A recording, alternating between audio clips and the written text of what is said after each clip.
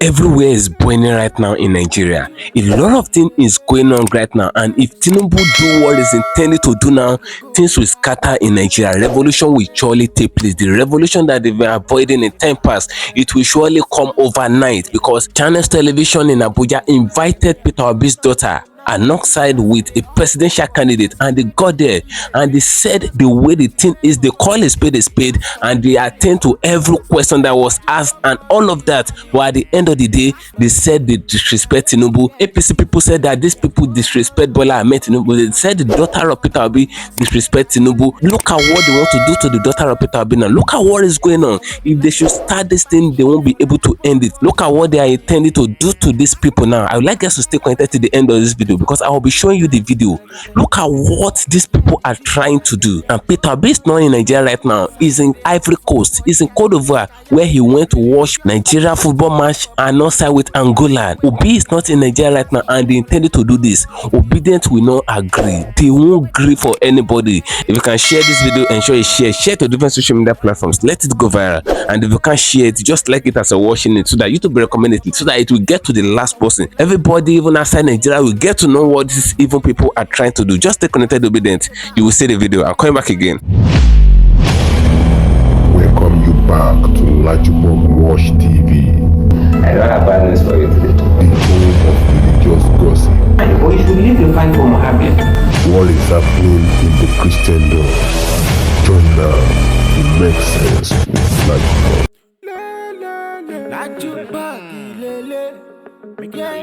Hello my great and wonderful viewers, welcome back to LAJUPOG TV. For those of you coming across this channel for the very first time, ensure you click the red subscription button appearing on your video screen, and do well to click the notification bell icon, so that whenever we drop a new video in few hours time, YouTube will easily let you to know. A lot of things is happening in Nigeria right now, and this thing is a big problem to Bola Ahmed Tinubu. This is a big problem that they never see coming, because Channels Television invited Peter Obi's daughter. You know, Peter Obi was in Cote d'Ivoire yesterday. He went to watch and cheer up Nigerians, so as for Nigerians to be able to win Angola yesterday, which he did. But Peter Obi is yet to be in Nigeria. But the daughter of Peter Obi was invited to Channels Television few hours ago, and when this lady got there, he expressed her opinion based on the questions that they asked her and all of that. This lady said heaven and earth. He blast and labos Bola Ahmed Tinubu. She said she never see Tinubu as her president. He never see Tinubu as a sitting president in Nigeria. He called Tinubu different men like impostors or all of that. He said it is only Peter Obi that she ever see as the president and all of that. But with all these things that this lady said alongside with the presidential candidate, APC people have finally come out and they're giving them a tough time now. They are against Channels Television for inviting the daughter of Peter Obi. They want to shut down Channels Television. A lot of things is happening right now. Everywhere is boiling in Nigeria. I'm going to show you the video of everything. You will see it yourself in video format. So I would like us to stay connected to the end of this video. If you can share this video, ensure you share to different social media platforms. Let it go viral, and if you can share, just like it, give it a thumb up, so that it will be recommended for us. You know, it's normally news that in course of the election, a lot of people put their support for Peter Obi. Some put their support for Atiku Abubakar or PDP, while some people put their support for APC. But as the matter remains, it's normally news that there were voters intimidation, voter suppression, and voters bullying in course of the election. They were underage voting. The electoral process wasn't pure and transparent, and at the end of the day, INEC came out to announce Tinubu as the president of Nigeria and all of that. That is where this problem come from. A lot of people now, till now, even when the Supreme Court affirmed the legitimacy of Bola Ahmed Tinubu, everybody that supports Peter Obi and all of that, they still not accept Tinubu as the president of Nigeria. And as the matter remains, even when Tinubu got there, instead of him to do everything possible to just put everything together for the country to be working well, he's doing something against the will of the people again. And that is what is happening. The people that did not like you before, instead of you to deliver, you are not delivering. Now the people are seeing Tinubu as the demon that is terrorizing Nigeria, and not side with APC cabals. Things are hiking up in the country. People cannot afford to eat 2 square meals in their stable again. People cannot eat a square meal in their different houses. A lot of people have turned to beggars in streets. A lot of students, they move out of school because they can't afford the tuition fee, because when Tinubu got there, he increased the tuition fee of federal institutions and all of that. A lot of university students dropped out and all of that. As if that is not enough. A lot of kidnapping ongoing to the extent that they are kidnapping organizer, even plumber in this country. They are kidnapping plumber. These kidnappers, they are not going for the rich again. They are not looking for the rich people. All they do is anybody that comes their way, they kidnap the person. You can see the situation where they kidnap 10 students in Ekiti State. As if that is not enough, they kidnap their teacher and the driver that is driving their school bus, and they now demand it for 100 million naira. Where do you expect those people to see the money? Now there's no food in the country. People cannot afford to eat 2 square meals, and yet they are still kidnapping them to go and be looking for ransom in a country where we say that we're practicing democracy, where we claim that we have a leader. And with all these things that are happening, TINUBU ran to France to chin up, to enjoy himself. He went on a visit that is not even constitutional. He traveled to France amidst all this kasala that is bursting in Nigeria. He ran to France just to chill up and enjoy himself. You can see what is happening. And at the end of the day, the daughter of Peter Obi was invited to Chinese television, and they were asking her questions, and this lady was saying everything regarding the incompetence of Bola Ahmed Tinubu. And some people of APC are already coming for her. They said this lady must be arrested by DSS and they must put her in jail and all of that for disrespecting Bola Ahmed Tinubu, because according to reports, she have never called Tinubu a president before. She never seen Tinubu as her president and all of that. And this is what these people are against. They said it cannot continue to disrespect Tinubu and all of that. And they said for Chinese television to invite someone like that, they need to lock up Chinese television and Chinese should stop functioning. That is their intention, because they believe that Chinese always come out to say the truth. It's not like some other television stations in Nigeria. Chinese and Arise News, they are the 2 channels that are terrorizing the political class of Nigeria. So I'm going to play the video now for you to see Aisha YESUFU, the daughter of Peter Obi, always in support of Peter Obi, and OMOYELE SOWORE, the interview that they granted that is causing the problem now presently in Nigeria, that is making everywhere to boil. If care is not taken, revolution will pass through this place, and it will happen if they should lay a single hand on these people. That is what Obedient have been saying in all Twitter handles and all of that. Just stay connected. You'll see the interview. I'm coming back again. Conversation is, what do you think about the current trajectory of the country? As it is today, do you think that we are going in the right direction? Let's start with Aisha. I don't even know where to start from that question, because there's no country anymore. As we are today, Nigeria is gone.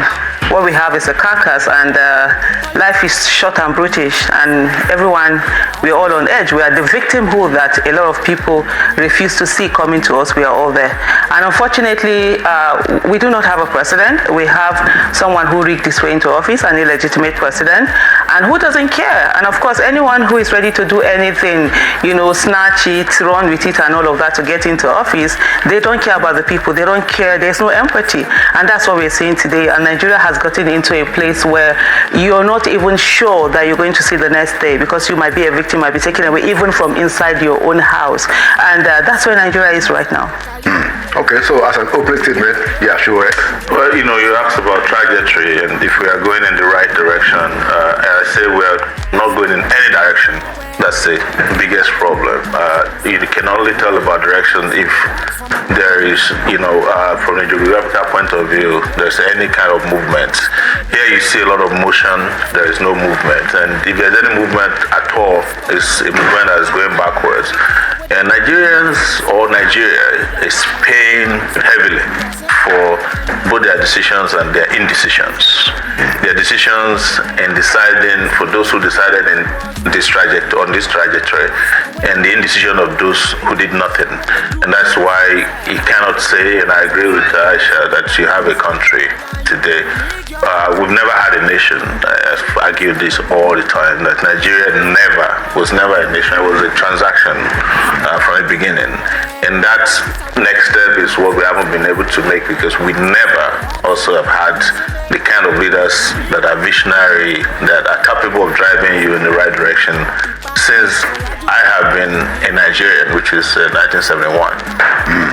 Well, okay, so it's a very nice way to get into it. Now let's get deeper into the issues. So Aisha, there is the notion, that of the rule of law. Okay. Now, even though we can always point to challenges, because you did say that the president is illegitimate. Now, after the Supreme Court has ruled you still don't accept that in the circumstances you have a sitting president in the eye of the law, even with whatever problems we have with that? I think to answer your question, you saw the last ruling that happened of the governors and the Supreme Court, and how everybody was praising Mr. TINUBU for the fact that he didn't interfere and they were able to retain that tells you everything. And as I'm sitting down here today, I'm quite sort of like taken aback that the Supreme Court didn't see how that made them to look. Because right now what we know, and that's the secret, or the open secret, that the courts are no longer the last resort of the common man. They are now like the plaything of corrupt politicians. And these corrupt politicians, they don't care, and they're saying it, they say it openly. We've seen all of that. We saw the Senator Bukatua, what he said. And so it's not about me accepting it or not accepting it. It's on ground. Rule of law is sacrosanct, and it's supposed to be on everybody. Right now, we've seen the different kind of decisions that have been made by the courts. So the way it goes, the court itself, there's no independence. We have judiciary capture, we have media capture, everything there seems to be, even the legislative capture, it's under sort of like one party, one person doing whatever they want to do with it. And at the end of the day, every Nigerian is suffering. There's something many people say. They say Nigerians don't react. That no matter how much you push Nigeria to the walls, they don't react. They say Nigerians are reacting. The people who are killing, they're reacting. That's their own form of protest. Their own is an illegal form of protest, because the legal form of protest, they've clamped down on it. They've stopped people from doing that. And every one of us is suffering, because there are some people who no longer see any hope. Because when you go to the court, and if you see a lot of people that have given up on the nation, they know even when they go to the courts, they won't get anything. So they take the laws into their hands. And the rest of us that are law-abiding are the ones who are being punished by the state. The Nigerian state would rather, have a conversation with you, negotiate with you when you carry arms against the country. But when you are law-abiding, it clamps on you, it kills you, and it just disposes of you the way it wants to. Interesting. Okay, so let me take it to SOWORE. Basically, both of you have the same view. Not that I'm surprised, but it makes it quite exciting. So, what is the way out? Is there a legitimate path, out of this trajectory? I'm going to start with SOWORE and then we'll come to Aisha. I think any way that saves people from the doom and destruction that has become their lot is legitimate. And I say this so that people are very clear about where I stand on Nigerian issues. Earlier, I agree with Aisha that there is no country. Where I disagree or differ from them and their party was their own brazen hope, I call it brazen, that the judiciary was somehow going to deliver differently in the 2023 election, because it has been very clear from the election, from the primaries at the party level, the conduct of INEC, that they were not planning an election. So when the elections were over and there was this eye on the judiciary, I was wondering which eye, which judiciary are you eyeing? Because I understand the judiciary right from my university days. I have been expelled, went to court, judges did not deliver justice. So, but where I agree with her is the issue of legitimacy. You see, something can be legal and be legitimate. A human being can be born as a legal human being, but the process of birth might be legitimate if it doesn't go through what is legit.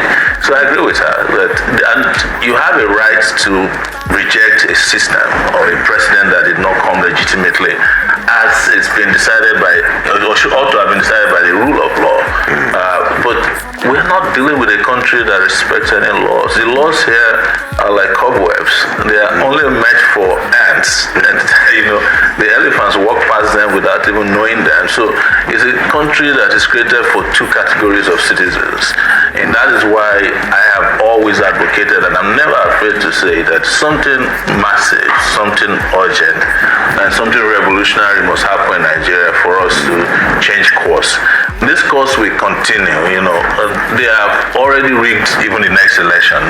If we go by how they have populated INEC already, in the US, where you and I spent some years, if one person was going to the Supreme Court, the country was shut down.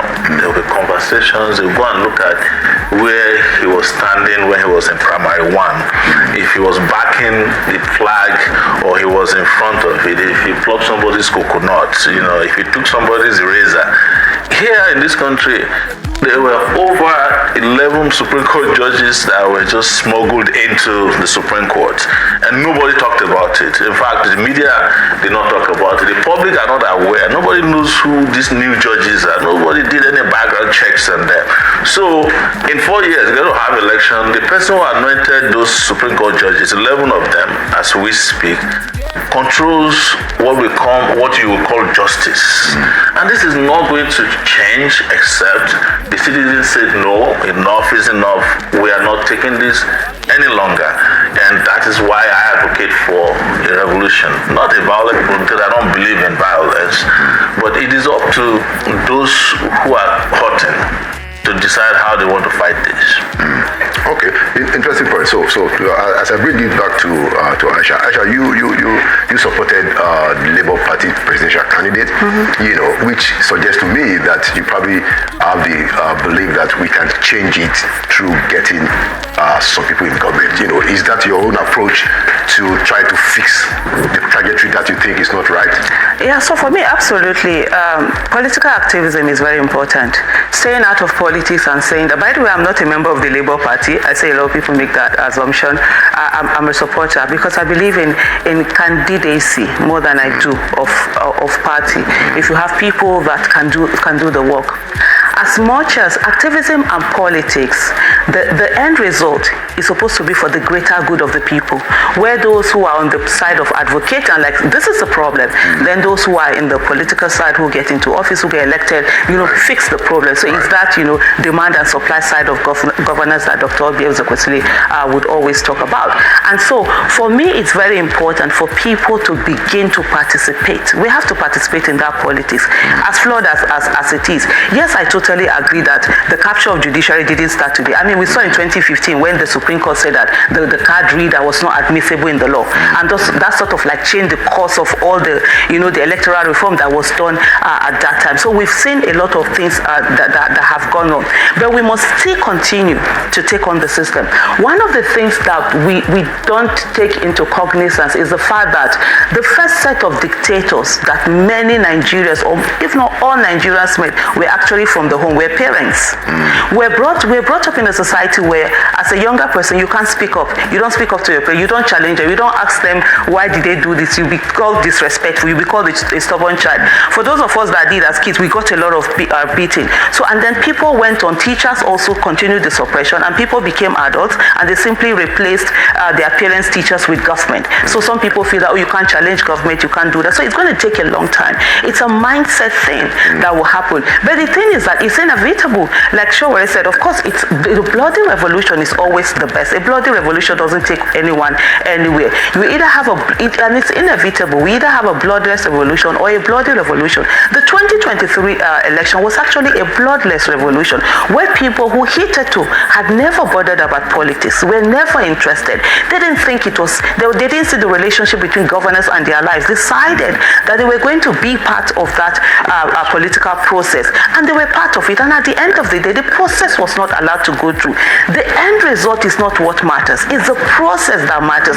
If the process was free, fair, credible, and it was transparent, and the result is still turned out to be the way it is, everybody will move on. It's every 4 years. You have another 4 years to come through it. The way people see how their will was subverted, because when you have a political coup, a civilian coup like what we had with the 2020 election, it's the same thing like a military coup. So the world needs to also see that. So, but on the issue of the political, it's very important. If we say today we have a revolution, let's always ask this question: we have a revolution today. Who are we going to put in these offices? We need to begin to create leaders. We don't have leaders. We have a vacuum because people have stayed away from politics, looking at it as it's dirty.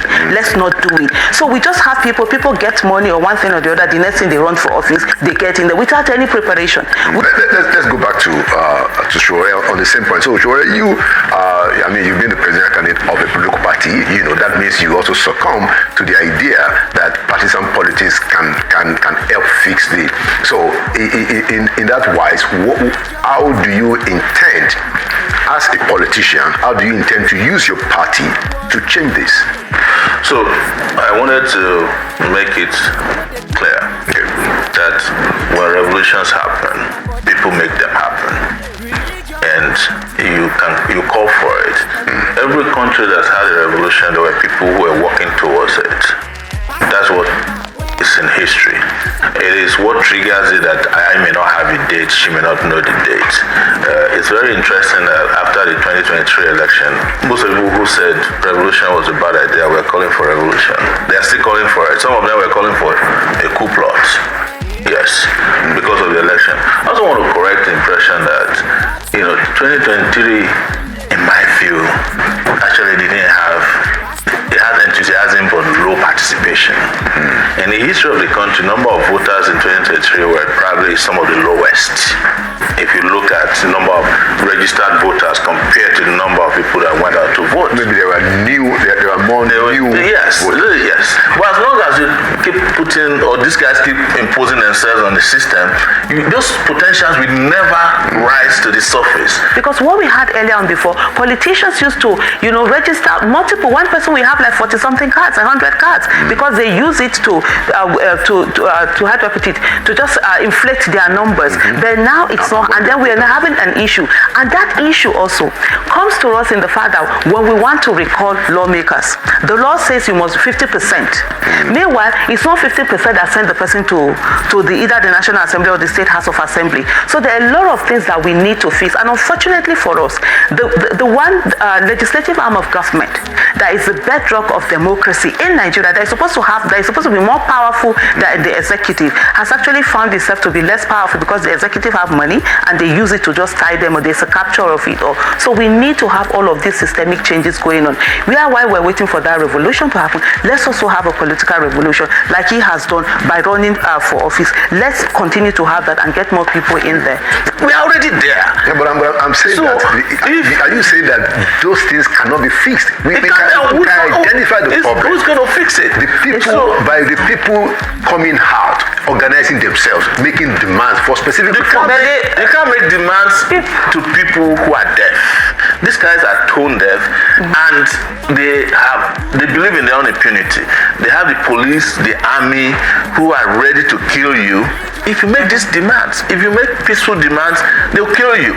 Like she said, the only people who can make serious demands on the Nigerian government are people who are armed to the teeth themselves, who are involved in the same level of impunity and violence as the Nigerian state. Those are the only people they listen to. So, and those people don't make this kind of demands. They don't go to the judiciary. If they kidnap someone, they are asking for ransom. It's not a judge that's going to deliver the ransom. If they have enough ransom and you put them in front of a judge, the judge will let them go because the judge will collect part of the ransom. I will tell you something that's happening now. All the people they said they found with money in the last regime, they are pleading with them to drop some of it. The reason is that they say if we take them to the judges will collect the money. We won't get a dime. That's what I heard is happening with the regime. So if I was going to that level where thieves are so powerful that even prosecutors are afraid to take them before judges, the country is already in a state of anarchy. So the disorderliness you are talking about is here with you. If kidnappers can kidnap freely, daytime, nighttime, that is anarchy. I think the order in Afghanistan is better than the order in Nigeria as we speak today. Even though all of us were afraid 2 years ago that Afghanistan is going back to Taliban and they'll kill everybody there. I've not heard of serious violence, and I'm not advocating that we should have a Taliban here or government of any, but I'm telling you that this is total chaos. Ladies and gentlemen, it's been quite exciting having this discussion, and I wish that we could go on and on, because there are indeed things that can be sorted out, and there are things that will require much difficult handling. But I want to thank you both for coming, and to say that it's important that your voices are continue to be active and raised around the important issues of the future of Nigeria. And I'm hopeful that we will get it. Now, last question. Do you guys have hope that we will get that Nigeria of our dream? Just, 10 seconds each. Oh, absolutely. We'll get that Nigeria of our dream. Nigeria must work in our lifetime. And we are not giving up. Giving up is not an option. And the thing is that we keep going and we'll get that nation. It might be impossible, but like Nelson Mandela said, it's impossible until it is done. And we will get that Nigeria. Thank you. Jure? I don't think we should overplay hope, because that's what put people to sleep. I would urge people to go for the Nigeria that they want for themselves. That is the Nigeria that works. And it's not going to happen by hoping that it will happen. You have to really go after that Nigeria that you want. Okay. Yes. Well, that's it's a good note to wrap it. At least, all three of us believe that we should have independent candidacy. Two of us agree that we should have parliamentary, and we also believe on unicameral. Thank you for staying connected, my great and wonderful viewers. You can hear what Aisha, YESUFU and OMOYELE SOWORE said in this very video. You can see what they say. These people were asked questions and they expressed their opinion based on the question that they asked them. Aisha, YESUFU have never in a day mentioned TINUBU's name and put president at the bar, because these people believe that TINUBU rigged his way into power, and which a lot of Nigerians actually know. They did not like Bola Ahmed Tinubu just because the way he got to power is not even transparent, it's not legitimate. So they call Tinubu an illegitimate president even after the Supreme Court affirmed the legitimacy. They see Supreme Court as a corrupt entity. You can hear what Aisha, YESUFU said in this video. They never believe in Supreme Court, and a lot of Nigerians never believe in Supreme Court. So when he said there is no Nigeria. Even Aisha, YESUFU said the same thing. He said Nigeria never existed. There's no country called Nigeria. Gone are the days when Nigeria have been existing, but the way these people have hijacked the power, they have hijacked Nigeria, and a lot of Nigerians are already crying out now. People are crying and lamenting every day based on the cost of living. By now, Tinubu find his way into power. Instead of him to be doing everything possible to just familiarize with the people and do the will of the people and all of that, he never do the will of the people. Instead of him to deliver and make the people to love him even after they did not like him when he got there, yet he's not doing the thing. He's not doing the will of the people. He's doing his own personal will, and the people are not happy with it. Looking at the way things hike up in the country, there's economic downfall, economic crisis is here and there. Dollar as at now is around 1,500 naira per dollar. I could remember back then dollar was around 280 naira. Looking at it now, dollar is around 1,500, and you know what that means? That shows that things that you are buying 10 naira before have increased by more than 100%. You can see what is happening in Nigeria. Things are hiking up in the country every day. People cannot afford to eat 2 square meals in their various houses conveniently, and yet the government, the people in APC there, the idea in the SOWORE chamber, mafiaing money, borrowing money in the name of Nigeria and sharing it among themselves. That is what is happening. The people are not in their mind. They are less concerned about the welfare and the well-being of the people. They are making hunger to be catching the people, and yet they didn't stop there. The insecurity of the people is none of their business. They are not doing anything to stop the insecurity things that is happening in the country. You can imagine when they are kidnapping school pupils. School pupils are being kidnapped in Ekiti State and even in Federal Capital Territory, which is Abuja, where the SOWORE is situated. Kidnapping is ongoing. They kidnap full family, and even there is a story that came out that they kidnapped the old people that came to a birthday party of a prominent man. They kidnapped everybody that came for the birthday party. Now tell me, how many people did they want to pay the ransom? And these people, when you did not send them this ransom, they will kill your people. That is what is happening in a country. The government have finally failed the citizens. There is no security now. It is either you save yourself or you go for it. That is what is happening in Nigeria. And you can see that it's the same thing that Aisha, YESUFU said in this very video. They said the moment we have an illegitimate president, stuff like this will keep happening, and the moment these things are happening, Peter Obi is there visiting everybody up and down as if he's even the president of Nigeria. And the person that called himself the president of Nigeria, when all these things are happening, he ran to France on a private visit that is not constitutional, and is still shining up, and nobody is talking about it. Nobody is questioning him. Now it is not in the constitution for the president to embark on a private visit. Have you ever seen Macron, the president of France, coming to Nigeria to chill up, to enjoy himself and all of that and leave France? These things are not happening. Enough of all this rascality.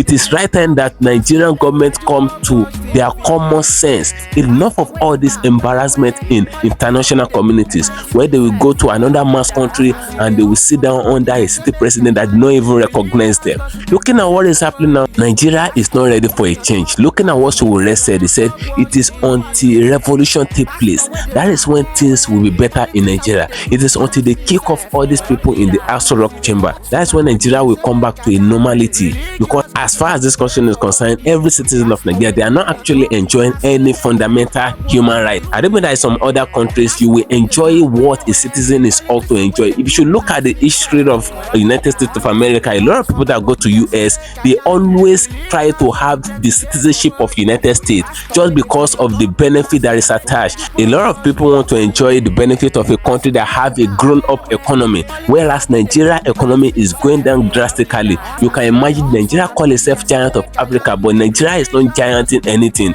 They are not gianting ordinary ants because a lot of things is not working well in this country, and that is what Aisha, YESUFU and SOWORE were trying to address. You can see the whole scenario. Now, why is it that they're coming after these two people? That is the question out there. That's the question that Obedient are actually asking the government of Bola Ahmed Tinubu. Why is it that they're coming after these people? Is it because of the opinion that they expressed on this interview that they're coming after them for? Why is it that they want to petition Chinese television? Because they have actually sued Chinese television before. APC have sued Chinese television and Chinese paid them 3 million naira. Now they try to sue Chinese again just because they invited OMOYELE, SOWORE and Aisha, YESUFU, and these people are terrible combos and they invited them to express their opinion. Now they want to sue and lock down channels. Now, what's your take regarding this whole thing? Drop up in the comment section of this video as I'm gonna detect and that one there for you. And sure, follow me on my social media handles on Facebook at LAJUPOG TV and LAJUPOG Entertainment, and on Instagram at LAJUPOG. Guess what, guys?